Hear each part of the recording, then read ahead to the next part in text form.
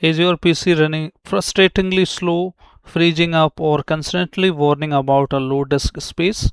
Before you go out, buy a brand new SSD or RAM upgrade or changes any setting on your Windows, there is a inbuilt Windows feature you probably have turned off right now.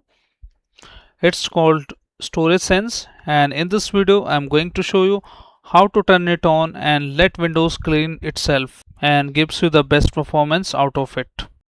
So let's check on Windows 10 and 11. Settings will be same.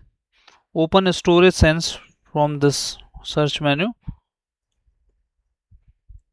and once you open it, this is the Storage Sense setting, and by default it is turned off. You have to just turn it on and then click on the more options here, and this will basically cleans up only the system temporary files which is created by your systems and app files. There is no loss of your data and no harm to your computer. You can enable this without any hesitation, but few settings you have to check.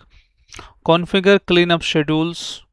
So by default this is schedule on this one, but you have to check it on every month. This is recommended every month. And delete temporary file from my recycle bin. That is up to you how long you want to keep it there. By default it is 30 days, but you can choose it at never and less than 30 days and more than 30 days. So this setting up to you, but default setting is 30. That is, in my point of view, it is good. Delete the files from my download and they haven't been open for more than. By default this is never, and I recommend you to choose it never, otherwise you may lose the data from your download folder. So this setting, just enable it, and after that your PC will be running smoother on your Windows. So that's all for this video guys, and I hope this video helps you. If yes, then hit like, subscribe and share. Thank you. Thanks for watching.